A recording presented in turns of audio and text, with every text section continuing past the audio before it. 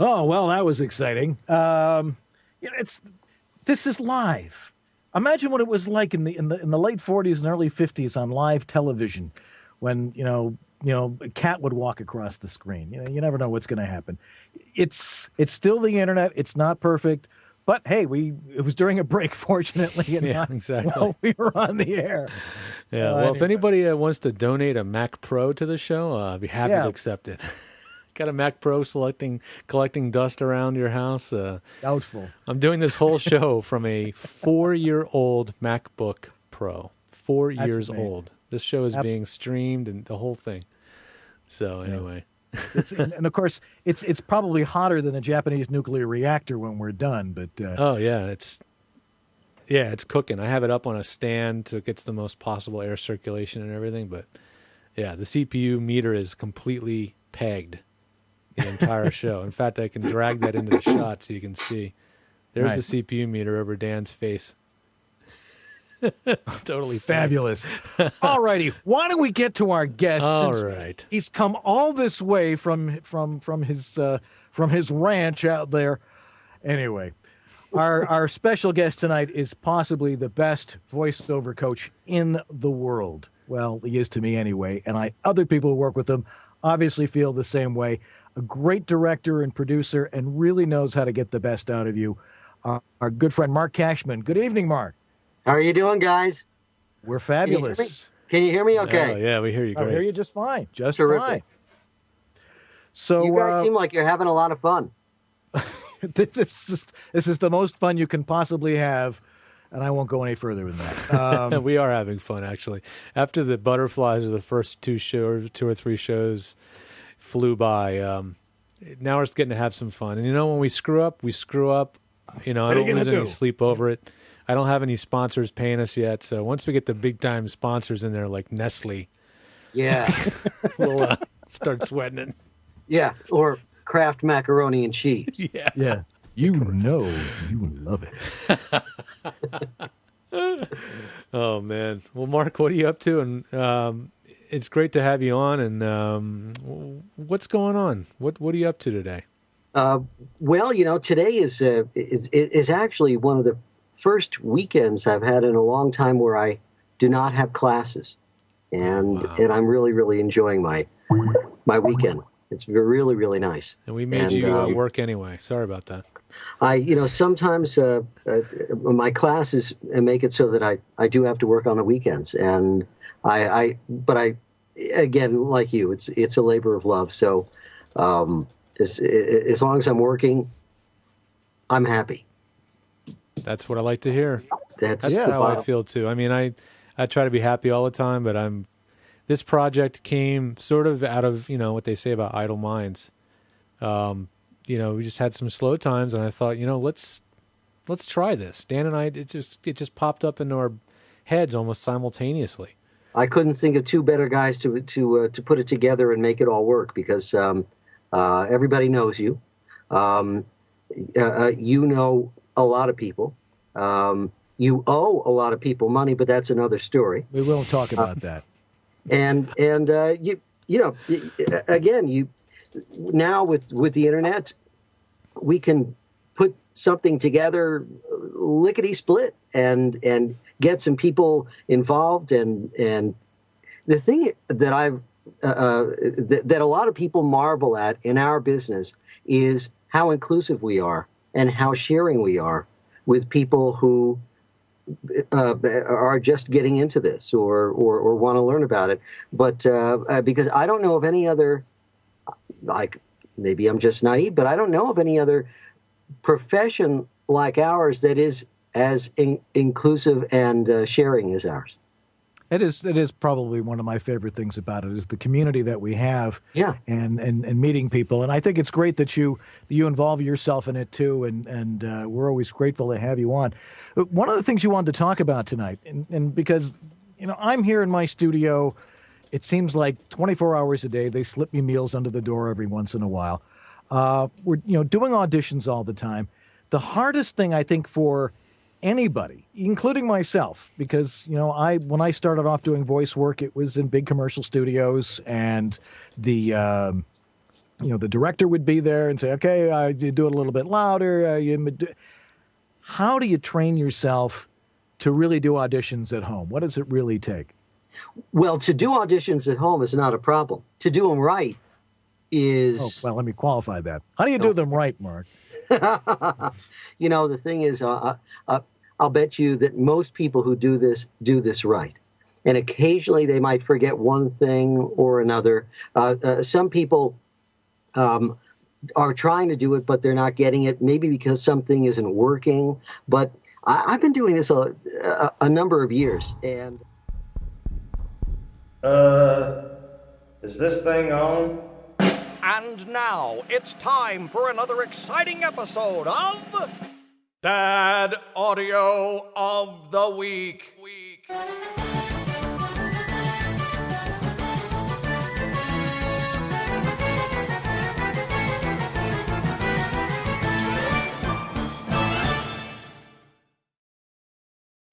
In your home studios, you can do as many takes as you want until you feel you've nailed it, but there's nobody there to give you any direction. It's just totally self-directed. There's no feedback, and after doing this for a lot of years, I think this is my 6th or 7th year of doing this auditioning. I've got a few things. Reminders, tips, tricks, techniques that I think might hopefully will help some people who are doing this on a daily basis, even the people who've been doing this for a number of years. And like what? Well, a lot of people don't warm up before they record. In other words, if they go to their agent or casting director, well, on the way down there, they'll warm up, they'll vocalize in the car if they're smart. And so that by the time they get to where they're going, they're warmed up, they're focused, and they're ready to hit the ground running. But if you have your home studio that, 20 feet between your bedroom and the studio, or your office and the studio, a lot of people don't warm up. And so I suggest doing whatever vocalization exercises you need to do before you enter the booth, just like you would do for a live audition, because it's still an audition. But some people get lazy, or they forget, or they think they don't need to do it, but you know what? Do it. It'll only take, you spend 10 minutes. Spend 10 minutes vocalizing, warming up, stretching. You do the same if you were going to go for a run. You'd stretch if you were smart. And you'd stretch for about 10 minutes and then go for a run. Same thing. So warming up is really, again, gives you a leg up, gives you an advantage. I admit I forget to do that occasionally. Yeah. Just things just have to get done. And well, sometimes it's not. Sometimes I don't forget. Sometimes I'm just too. I feel I get lazy, and then I just slap myself and say, practice what you preach and just warm up. It's not going to. It'll only help you, and it does. It really does. Other times, some people just go in with copy and read it cold, and they haven't gone over it much. They haven't rehearsed it. They haven't timed it. They haven't marked their copy. When I'm working with a coach, when I'm coaching people all over the country, sometimes. When we get ready to do a session, I say, okay, so you did time yourself, right? And they said, no. And I said, well, it does say 30 seconds on the script. How do you know how long you're going? And they said, gee, I didn't know. And so all these things, this is just like warming up, but it's the next step in warming up. Following directions, marking the copy, timing the copy, rehearsing the copy. So the more familiar you are with the copy, the less you have to rely on the copy, and the better. And the less you have to rely on the copy, the more your acting skills come to the fore. So in this particular case, familiarity does not breed contempt. Familiarity makes for a better audition. The better you're familiar with the copy. Sometimes people forget, depending upon the copy, whether to sit or stand. There's no one rule that says you have to stand for everything. I say if a piece of copy's needs energy and excitement, then definitely you're going to stand. You're going to use your whole body and your arms and everything. As long as your head stays on mic, you're fine. But standing is good for the energetic reads. But sometimes there are reads that don't require standing. Reads that are softer, more contemplative, and for that I suggest sitting. You don't have to stand for everything. Sitting centers you. If you sit on a stool is best because this way you can sit up. Your diaphragm is still free, and but your center of gravity is, well, again, you're centered. You're sitting. Mm-hmm. You're in a more relaxed stance, and it's what I call an armchair read. As if you were sitting in an armchair in a wing chair in front of the fireplace with your legs crossed, and you're telling a story. Yeah. I've done that occasionally, where it's like I usually stand when I do stuff. Although I find that when you stand, you tend to start sounding more like an announcer. Yes, you do. And so literally, your physical position affects the sound of your voice. And so, sitting again for the softer, quieter PSAs, medical or health. For a lot of things. Again, anything quieter, contemplative, more intimate. I say sit, and change the tone of your voice and your energy. It really does affect it, and so that's another thing that people forget to do in their booth. Well, it's definitely something I'm going to consider when I'm setting up booths for people now. Is be a little more thoughtful of standing and sitting. Because I often will set it up specifically for one or the other, or mainly for one or the other, but really trying to make it so it's flexible for both is really, really good. Absolutely. And I don't know what you got, Dan, what you've got in your studio, but I've got one of those swivel arms, rocker arms, that allow you to manipulate, to put the, it's not on a stand with a base. It's like one of those old lamp arms. So we use them in lamp radio. arms. It's like they have in the radio stations. They've got they swivel them out of the way and they pull them forward and backward and they adjust the height. And for everybody on video, I'm showing it on my camera right now. I have one sitting here to show. And they're not expensive either. I think they run something like between $75 and $100 or something like that. A really, really good one. It's very versatile and swivels all over the place. Right here I'm showing off I found it's a new eBay find, brand new from a guy in Los Angeles or dealer in LA area, and it came with a mic cable built in. Oh, wow. It's a real good, nice, sturdy one, and it was only like $50. Oh, wow. That's that you can't lose with something like that. Yeah, it's beautiful. You just can't lose. It gives you so much versatility as far as your stands. The only time and I still have to work this out. You know how you pull into a driveway, into a garage. I mean, and you want to make sure that you pulled in as far as you need to, but not too far or not too back. Yeah, and you hang a little string with a weight on the end. Yeah, they have a little string with a weight. They have all these different things. Yeah. And I've got to make something like that for my microphone in the booth when I'm doing an audiobook. I have to sit, and I have to sit not just on a stool. I have to sit in a chair because I'm there for hours at a time, and I have to keep that microphone in the exact same position. I can't just try to remember where it was. So I will admit that when I'm doing an audiobook, recording an audiobook in my studio, for the week or so that I'm recording, all the auditions that week are done sitting down because for consistency's sake. Right. I don't want to move the microphone. I got to keep the microphone exactly where it is. That's one of those tricks that's a valuable trick. Yeah. It really is. It's a valuable tip. Yeah, I actually have a line of tape in front of my microphone, and if I stand there, that puts me the perfect distance from the mic every time. So it's like photographers measure their focal lengths before they take a shot. It's the exact same thing with the microphone. Okay, I'm still trying to figure out the line of tape. Are you going to have a level that's going to go from your mouth to that line of tape? Oh yes. Well, my mic is always in the same spot. But if I'm standing on that line, I'm the right distance from the mic. Oh, I see. It's the standing line. I'm working with a vertical thing.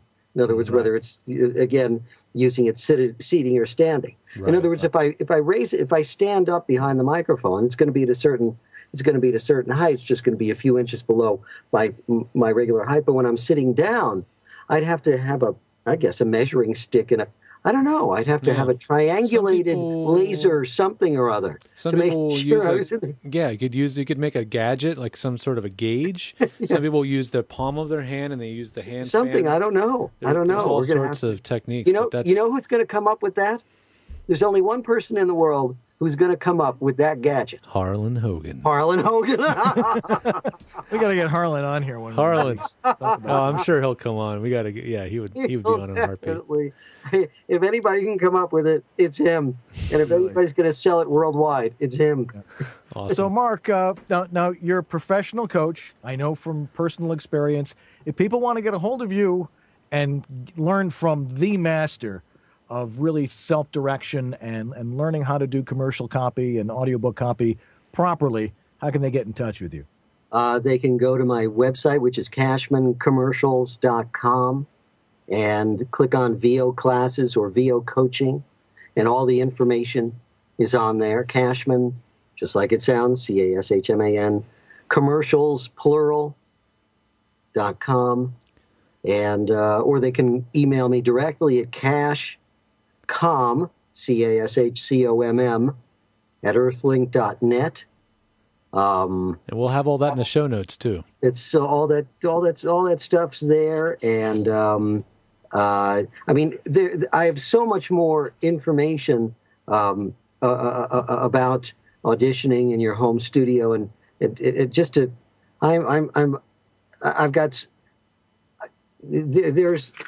lot. There's just an awful lot here that we could have gone over, but you guys have a show to finish up here. So contact me. You can also Google my name, and there'll be a whole bunch of information that'll come up as well.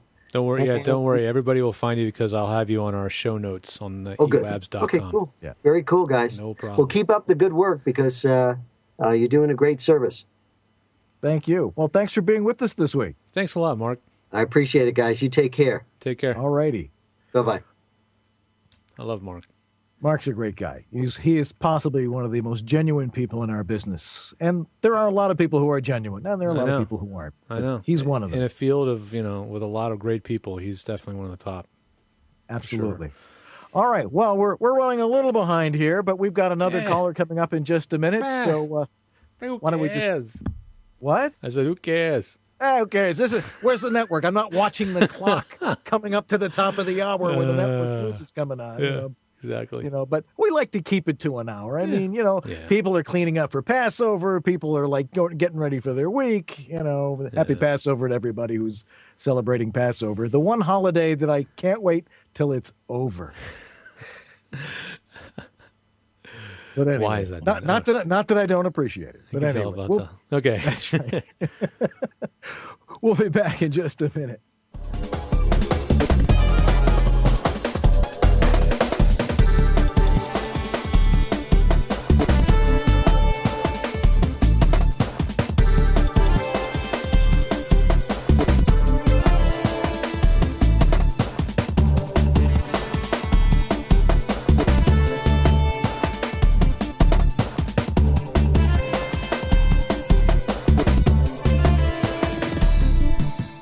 VoiceOver Extra, the voiceover industry's online news, education, and resource center 24/7. Hundreds, probably thousands of free how-to articles for voiceover success, ranging from home studio to voice acting to business. A free voiceover industry directory, calendar of industry events, resource links, a store, and much more. Bi-monthly webinars on all topics of voiceover, free subscriptions to newsletters, reports, announcements, daily news, and features at voiceoverextra.com.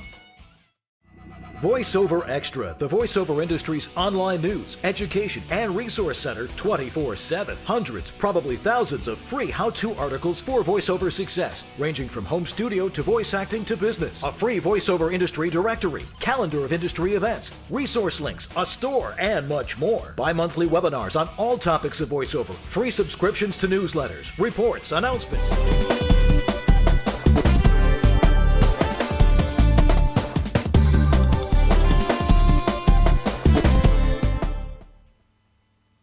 And we're back here on East West Audio Body Shop. We have a very patient caller on the line who we'll get to in a second. We also have Bad Audio of the Week coming up, some interesting demonstrations of how not to do stuff. Anyway, let's get to our caller. East West Audio Body Shop, good evening. Who's calling? We know she's there. You're on. Caller, who's calling? Are you there? She answered, but she's not. Oh, she's typing. Okay. This is a multimedia show, ladies and gentlemen. Yeah, let's see. What's she technical saying? difficulties, she said. Oh, okay. Well, that's why we're here to fix these technical difficulties. Well, we'll do this live on the air here. Let's see. I'll drag this into the window. Oh, no, you guys can't see that. We'll do this live on the air here. Let's see. I'll drag this into the window. Oh, she's listening to the show. Turn down your show. Turn down the show and listen on Skype to the show. There we go. All right, she heard that. Okay, Linda. Now you should be able to hear us and talk to us if your microphone is on. It must be on, because otherwise we wouldn't have heard us looping back. If your microphone is on. It must be on, because otherwise we wouldn't have heard us looping back. If your microphone is on. This is true. Linda, are you there? I think what's going on is Linda is probably in her booth, and the sound in Skype is assigned to the wrong microphone. What's going on is Linda is probably in her booth, and the sound in Skype is assigned to the wrong. Bad Audio of the Week. What is your audio set to in Skype? This is fun. Yeah, I like troubleshooting stuff in real time. Yeah, this is what we do all day anyway. So she's hanging up, and she'll try calling us back here. Oh, okay. No sweat, Linda. No pressure. Why don't we go to Bad Audio of the Week, and while that's playing, we can get her back and get her question in here, because I know she had an important question she wanted to ask. So why don't we go to Bad Audio of the Week? Okay, I'm telling her we're going to get her after this segment. Okay, but this particular version of Bad Audio of the Week, this is what happens when people try to use the noise reduction features in some of the software. They like, well, there's background noise, so I got to sample a little piece of it and then take it out. Not the best way to get rid of room noise. Much better to use a noise gate and to reduce the room noise itself. So, but when you do it wrong, it sounds like this. Okay, here it is. Are you suffering from leg pain or swelling from varicose veins? Hundreds of Alaskans have found relief at the Alaska Vein Clinic. The Alaska Vein Clinic, Alaska's most experienced varicose vein center. Are you suffering from leg? Oh yeah, that's enough to like give you varicose veins. That's a familiar sound. I know what that is. Yeah. Yeah, you don't want that. You want to really try and use a noise gate. First, you want to try to eliminate your noise floor, the noise in your room. Try and physically get rid of it. Then use a noise gate, but try to avoid using those sampling things. There's a very specific way how to use those. You take too big a chunk of thing and you remove part of your voice, and it's what we call undersampling, and starts removing bits and pieces of your voice, and that's why you're hearing that sort of not complete voice there. Right, exactly. So, all right, that wasn't the funniest Bad Audio of the Week. We got to come up with some other ones. And everybody heard the intro anyway, because apparently when we came back from commercial, they were hearing after the first segment, they were hearing the Bad Audio of the Week promo looping over and over. So everybody's already heard that. So the fact that I just missed it, nobody cares. But I'm telling Linda to give me a ringy-dingy on the actual landline phone here. And let's see if she'll give me a ring. And if she does, then, we've got the technology. I can patch her in almost any different number of ways here. That's right. So and the old tin can and string also works. We've tried that one a few times. And oh, Linda, I hope you're listening and you're not freaking out. It's okay if you are freaking out. Don't worry about it.